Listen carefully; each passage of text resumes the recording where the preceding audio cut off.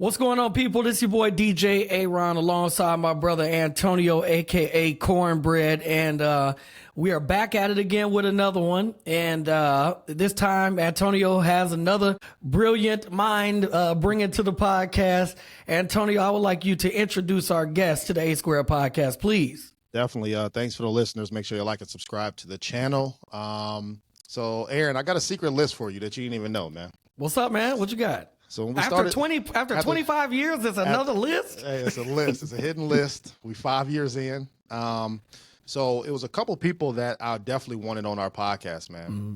And so the first one we got on was Ella Masser, right? Yep. Like I've been around her, grew up with her, but she has a great journey. Right. Second one was Erica Harold, right? Miss America, been around her, amazing journey. And there's two more people. I was like, I got to get them on. I don't want to say one of them because it ain't happened yet. But today, ladies and gentlemen, we have another person that seen me grow up as a father, a mentor. He's in education. He's stomping around Champaign-Urbana streets, man, on some positive notes. And today we have Dr. Preston Williams. Welcome to the A-Square podcast, man. Thank you, there, Cornbread. Yeah. Hey, Ron. I remember you from the farm league out there when we had the one kid that was well, you were on another team, but I was on another team. I remember out there at Prairie, we had the one kid that was playing the outfield for Trey's team that would have his blanket with him and be out in the outfield, and the ball would come to him. He'd look at the ball and grab his blanket and keep moving. So between you and Ozzy and Trey and Theo and those guys, you guys are probably about 7 or 8 years old. Yeah, very young. Very young. So I appreciate it. So we always give our guests the honors. Just tell the listeners a little bit about where you grew up, where you're from, your upbringing a little bit, and then we'll dive into some of the questions we got for you. Well, not a problem. I'm originally from Kankakee, Illinois, born and raised, a little town north of Champaign-Urbana. Attended elementary school, high school, of course, junior high. Went to Indiana State University on a baseball scholarship, played there for 4 years. Drafted my junior year, didn't sign, came back to Indiana State and finished up. And signed with the Atlanta Braves after that, played a year in the minors. They decided that I couldn't hit a slider the way that they wanted me to hit it. Did they lie? So, did they tell the truth or what? What's going on? What's going on? I came back, started teaching, coaching. Actually ended up teaching and coaching at the same high school that I graduated from. The eighth graders were now seniors, and they had to call me Mr. Williams. And before, it was always Wiz or JR or whatever, but got to be that respect. Of course, after that, I came here to Champaign-Urbana, taught over at Centennial High School, coached basketball, coached baseball, football. Actually, in Kankakee, I actually even coached bowling at one point. Had a good run at Centennial working with the late Coleman Carradine.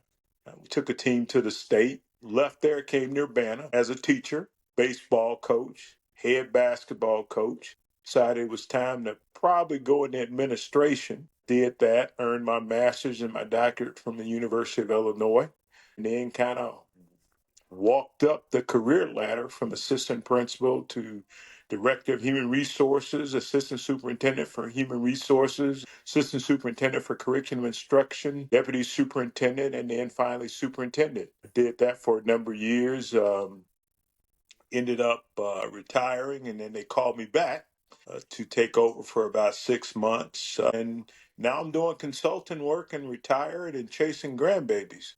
Okay. Like it. Congratulations. I know you talked. So first off, that list is astronomical, man. It's amazing. You talked about you being superintendent. So was that ever a goal? And then you are also the first African-American. Is that male, female to make it the superintendent, or just African-American period? Making it to black that level. Period in Urbana. I was the first black superintendent. And I would be remiss if I didn't say that my wife and I have been married for, what are we going on, 41 years, Yeah, 41 years in July. Wow. So, but did Congratulations, I man. starting out that I no. I started out Cornbread, A-Ron. I started out saying, hey, I be playing baseball, and so in order to play baseball, they weren't paying like they're paying now, right? So in the wintertime, I figured, hey, I come home or wherever I'm at, I can teach.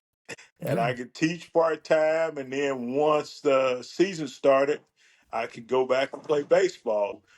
I always wanted to teach because teaching to me, I had some pretty strong mentors growing up, uh, black males who influenced us a lot, not only from an academic standpoint, but athletically, just encouraged us. And that's something I always wanted to be able to do because, they did that for me. They helped me. They guided me, because I was a knucklehead, just like most of us are. Yeah, And I needed somebody. My dad was there, of course, and my grandfather, my great grandfather. But sometimes you need others who've been there, and that helped me, and that really focused me on education and working with young people, which I thoroughly enjoy. appreciate I that. Go wanted ahead, to DJ. ask you this question. When you first began teaching, and now you've seen these kids grow from then all the way into 2024. I know that's. I want to just ask you, what are some of the changes that you've seen in the kids, possibly because of technology? We wasn't running around with all these cell phones in our hands, instant access to whatever they think they know more than the teachers or more than people that are grown, you know what I'm saying, around them. So what are some of the changes that you've seen over the past that you're just like, wow? Well, I think A-Ron, the one thing for us, I call my generation, we were kind of the street light kids, right? When that street light came on, you better be in that house or headed to the house. Well, right now, you have to do things to get kids out of the house, because everybody seems to Facts, facts. be into the games and all of that. So they hardly ever go outside, some of them. And so that's a change. I think a lot of it really has to do with the fact that I think adults have changed. My parents and my grandparents and the people that I grew up with, hey, you were expected to be a certain way. You had to respect your adults. You had to do certain things as far as that respect is concerned. And then I think right now we enable a lot of our children. We give them choices. Well, if you give them a bunch of choices, they're going to make some choices, and some For of them sure. not going to be what you want them to make, right? Right. So I think that has been a significant change for me. I also think with technology, you talk about access to news and information is readily available. Some of it not true. It's not factual. It's an old adage, you're entitled to your own opinion, not your own facts. But when they spew that stuff out on social media, people take it as gospel. Oh, I saw it on whatever, whatever the platform is. So it has to be true. Not necessarily, but you have to kind of get through that. And a lot of them really don't understand, how to navigate social media and some of the falsehoods that are out there that can impact their lives. Like sometimes you hear that whole, this kind of challenge, right? And so here kids, doing all kind of things because it's a challenge. And so they're going to try it, even though it's injuring a lot of people. I find that to be disturbing as well. So those are just a few things that I see. It's a challenge. I mean, raising children is always a challenge. I mean, it's because you're not, look, you're not the only one in their lives. I mean, you can do all you can at home, but when they go wherever they're going, babysitter, school, whatever the case is, they're being influenced by whatever else is out there.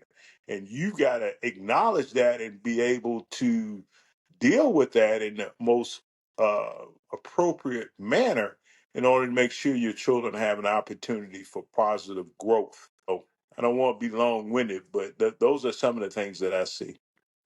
Absolutely. Thank you. And speaking of challenges and facts, in 2015, you got a school named after you. So can you please tell us how that process was? Where did somebody approach you, or did you just one day wake up like, yeah, let me go knock this out real quick? Or you know what I'm saying? So tell me how that process was and how'd you accomplish that amazing feat? Well, Cornbread, you've been in Atlanta or part of Atlanta a long time, so you know it Yep. wasn't me waking up one day Yeah. saying, "Hey, Okay. guess All right. what? Hey. I want Hey. this to happen." Right?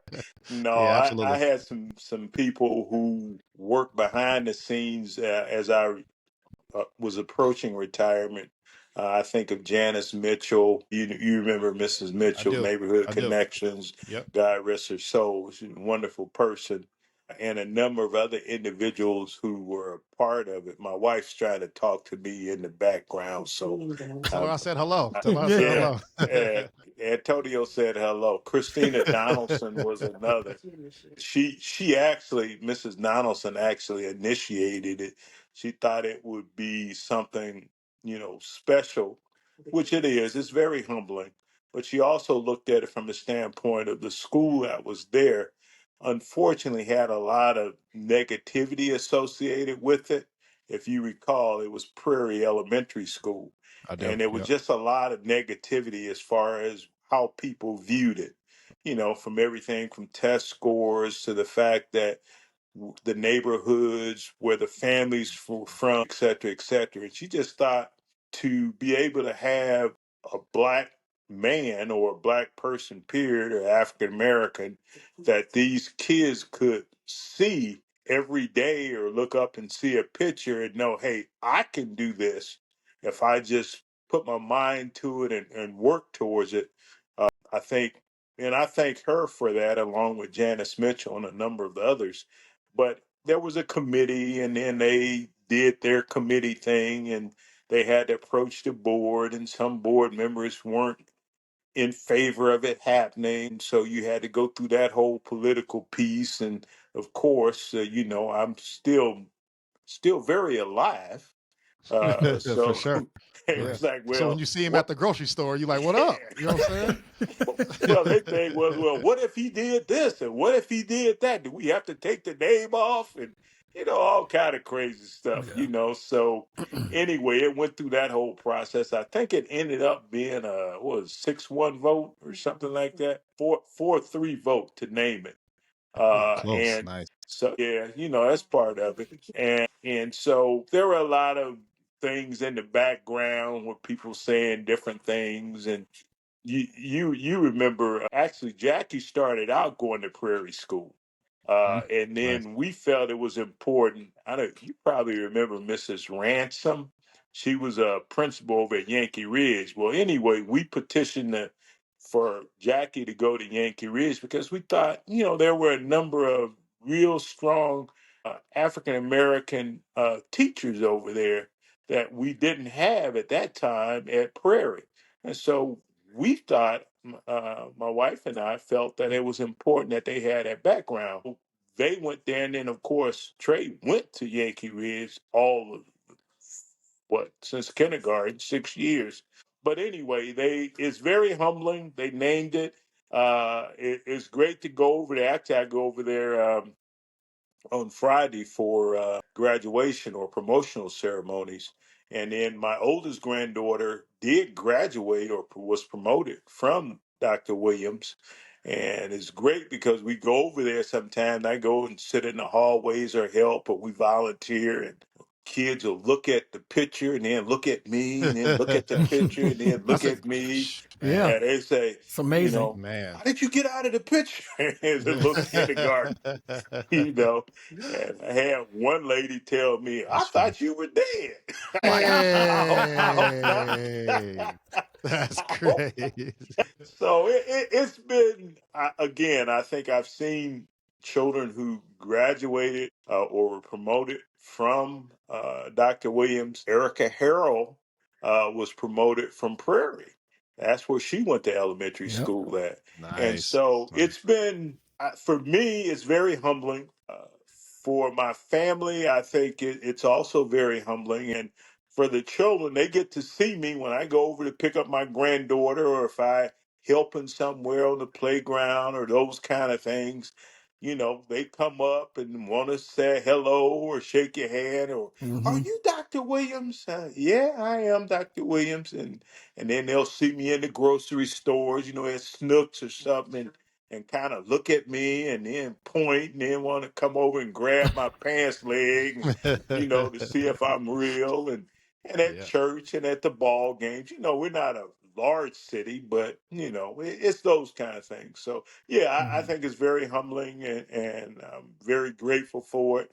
And I'm very grateful for the people who were thought enough of me to have that honor bestowed on me. Right. So, Congratulations on that, Yeah, man. no, definitely. thank you very much. Yeah, Antonio and I both went to Urbana. You talk about, these students looking up to you, being able to see somebody their color, and be able to see that and be encouraged by that, right? right. Now you're talking about the younger kids, that might come up to you, grabbing your pants, like you said. But like one of the people I always looked up to when I was in school was Mr. Harden, James Oh Harden. yeah, I always yeah. looked up to Dr. him. Hart. Yeah, there Dr. you go. Harden. See, Yep. I always looked up to him, and I'm sure Antonio has a list of different people, like such as yourself, that he looked up to.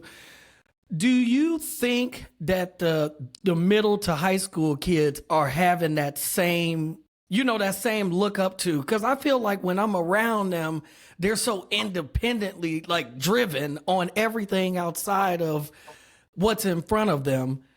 Do you feel like they still have that, or do you feel like it's kind of fading away? I think we need to improve it. I truly believe that we have to make a concerted effort to make sure that that element is still there.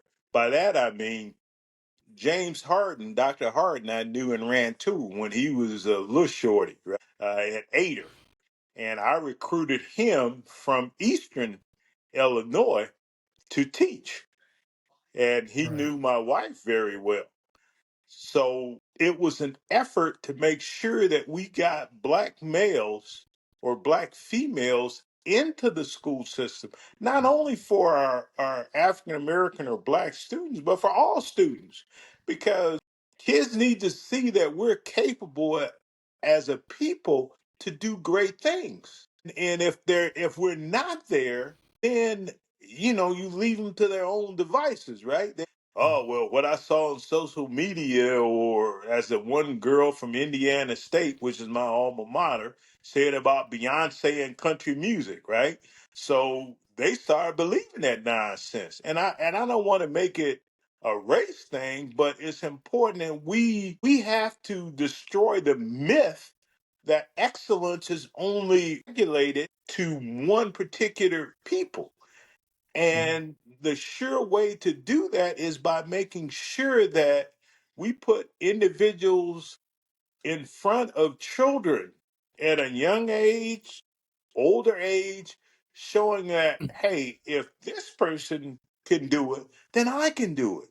And then making sure that we are positive and getting that positivity out to them and showing them how to do it.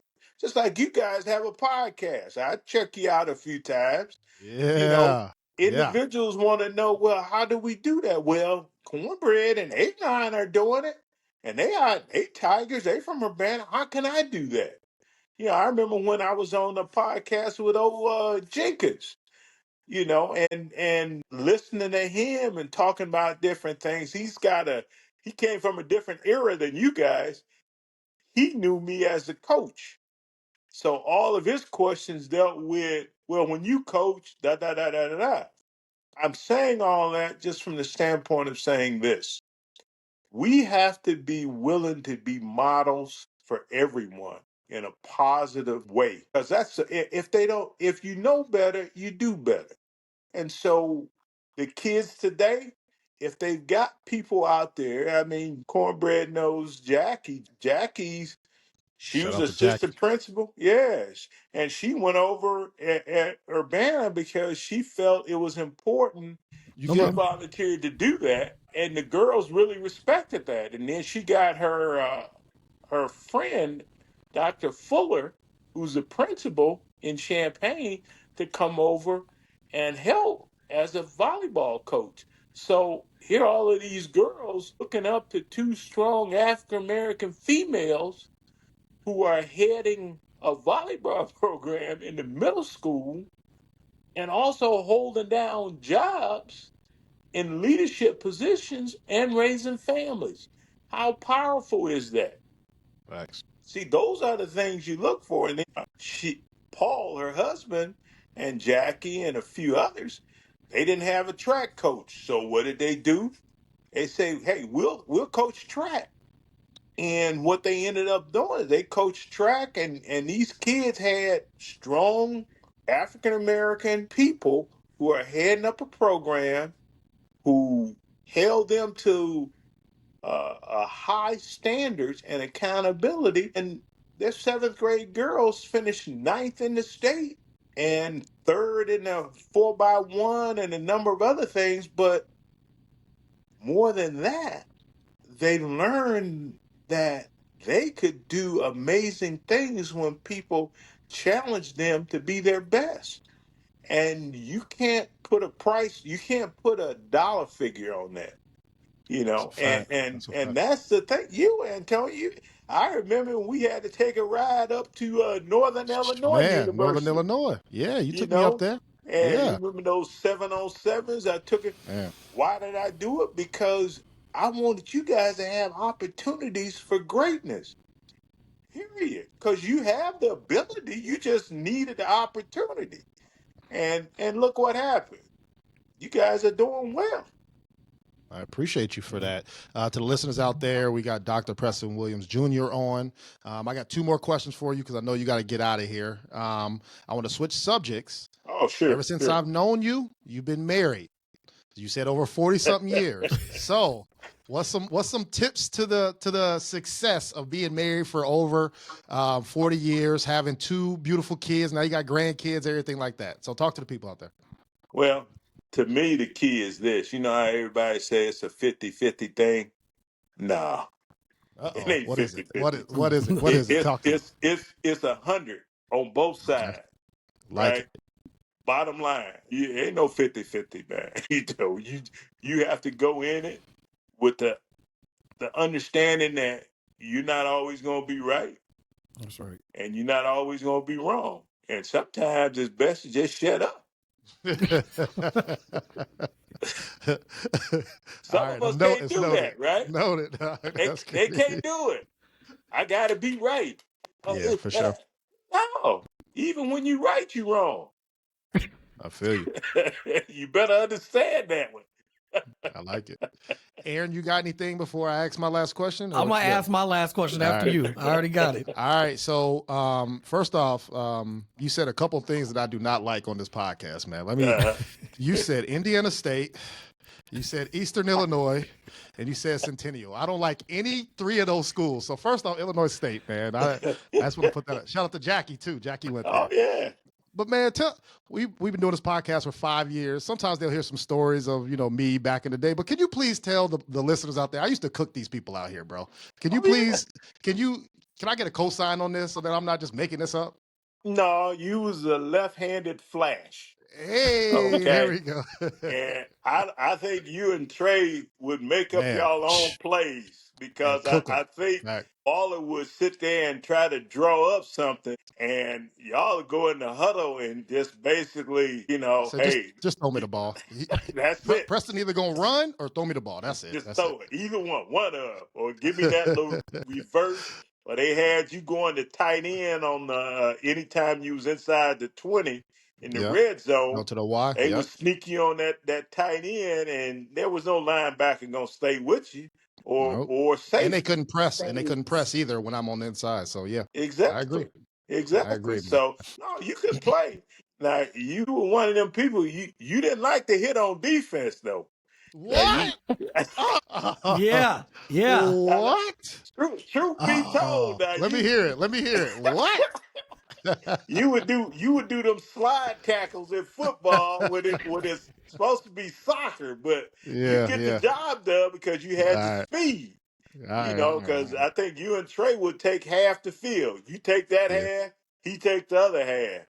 And I then like you it. had the superstar who's a police officer now in Chicago, who was he was a tailback for y'all too. Oh, You talking about Steven? Who you Steven. talking about? Yeah, Steven Douglas. Douglas. Yeah. Yeah, I Douglas. used to Yeah. call him superstar, Yeah, super. That's what we called him, super. I don't know if his stats was superstar, but that's what he thought he was, man. So, You hey, could tell him he wasn't the man. And then that's a you had fact. the big boy running fullback, Yeah. Who was it? Jordan Lockwood. Jordan Lockwood. Lockwood. And then Yep. Theo was a 145-pound middle linebacker. Yeah, that's a fact. That's a fact. And that's so funny because I look at him now every now and then. I like, I would stop out there and see him practicing or whatnot. They just brought football back. So I'm sitting out there and I'm watching and I'm looking at him like, man, these guys are so small. They like little people. They're not like how big everybody was when we was there. I was like, what happened? But then like Antonio, he calls me, he says, man, I'm at this game. And all these big kids are in the stands with us, and the little guys are on the field. It makes no sense. No sense. Well, I remember when Antonio was playing A-Ron and those guys played, they played all the way from Golden Bears That's right. all the way up, right? And it wasn't Facts. that many of them, but they would shame some people into coming out. Yeah. They'd be sitting out there saying, "Nah, I don't even want to hear y'all talking that nonsense. Then come on out here and play." Yeah, Because for we sure. had guys that all they want to do is play basketball. Now, they couldn't throw it in the ocean, if they were standing on the beach. But they thought they were hoopers, For sure. right? And it's That's a like, fact. no, son, you ain't no hooper. You need to go on and go to wrestling practice or something because you ain't playing no basketball, man. That's a And fact. they wouldn't play football. But I remember, God rest his soul, Coach Anderson got a Man, Yep. lot man, of kids Yeah. out. Yeah. man, Yep. man. Rest in peace, man. A-Ron, I Yeah. don't know if you remember Coach I was. Anderson. Oh, I do. I was on Golden Bears. I had my one Okay. stat. I had my one stat. Football for one day. I don't know what's going on. I tackled little Preston one time. He faded back to pass. I got my sack in. Hey, you got one. I got one. I sometimes look back at that stuff, man, when those guys were playing, and I remember Ozzie was playing in Mm-hmm. Champaign, Yep. and you remember Cornbread, Trey's cousin, Pep, when Yep. he came down here and played, man, and you guys would play that team. I think was it the Colts or somebody from Champaign, and you thought you were playing in the Super Bowl, man, Man, with all the facts. people. Yeah. I mean, Yeah. they over there taking bets. Yeah. Like kids are little kids. Man, It was crazy. And some good then when you games. go and Good play games. Danville, because that's where all your Yeah. people were Yeah, from. that's where my people at. Yep. Yeah, and they Yep. was just like, no, we got you. And they be talking smack all week. Yeah. I Yeah. don't see that anymore. And a lot of the Right. kids don't play. It's pretty expensive sport too, Yeah. and a lot of them don't have scholarships or things like that. That's the one thing that I hope comes back, that as a community we'd be willing to find resources for these kids if they want to participate at an early age, that they get an opportunity to do it instead of trying to come up with all that money, because right now everything is travel ball. Right. Yeah. Basketball, travel ball, baseball, travel, softball, travel. And It's a lot of our expensive. kids don't have those kind of funds, man. So they have to wait until they get to middle school, and they're, Right. 3 or 4 steps behind, even though some of them will catch up just based on Mm-hmm. their athletic ability. But if they started earlier, just think what they would have been able to do. Right. For sure. Well, I I mean, want to that's the Yeah. thank you. challenge. Definitely. I definitely want to thank you for everything you've done. Like I said, taking me to Northern Illinois. I know we had a recruitment trip in Iowa. Just being there, right? A positive role model male in my life. So I definitely want to thank you for that. And I know, Aaron, you got another question, man. So my last question is, you said that the wife only giving you a certain amount of time before you got to get out of here because she's hungry. My wife is at home and she hungry. So I need to know what's on the menu for the night so I can try to figure out my situation. Yeah. Hey, Yeah. wherever she want to go, Doc. That's the Okay. answer. Hey, I fit in where, I get in where I can fit in. It's like, hey, I know they got something on the menu that I can get. There So, you go. but There you go. Memorial Day is coming up, so you got to Yeah. get out there on that grill and do something. Yeah. But Yep. no, it's been a pleasure, man. And I tell you Yeah. what, for Thank you. me, the beauty of being able to be in a community for as long as I have is to see young folks like yourself who are doing great things, positive things, Thank you. raising your families, out there getting it in, man, because that to me is why we do what we do as educators. It's not for us. You're not going to get rich. You can get that up. It's just Yeah. basically about trying to make a difference, a positive difference in all Mhm. children's lives so that they'll have an opportunity to do some things in this world. And Right. then, hey, give back. That's the key. So I appreciate Yeah. you. I thank you for Thank allowing me you. to spew out a little bit, and hopefully, it wasn't too boring for you. Not at No, all. no, never And that. Eh, anytime, man. And good luck to you guys on the podcast. Like I said, I've seen you guys talk about movies all the time. I Oh wanted yeah. to comment on some of it. Yeah, Oh, wait, now, yeah, you talking about the yeah, black exploitation era. Y'all don't know yeah. nothing about the hustle, All the right, that's past, fair. I mean, but I said, Hey. let me stay in my place, stay in my Oh, no, lane. So, no. Well, you definitely have an open invitation. So Absolutely. if anybody at the school that if they want to promote something, maybe you want to get the teacher of the year on here, or maybe the valedictorian in school. I don't know. It doesn't matter. If you come up okay. with something, this is a free platform for the people that out there to That's say their right. piece, man. So we're here Yep. All for you. right. Maybe I can get old Thank James you. Harden to come on. Hey, and I He gotta, was yeah, I should call him too. I like that. I like that. slow him down enough and let him Yeah, Yeah. yeah. get. Okay, All we'll do right. I that. appreciate you. Hey, Sounds good good. luck. Thank you so much. Thank you. Keep Thank keep you. up. Keep doing All what right. you're doing.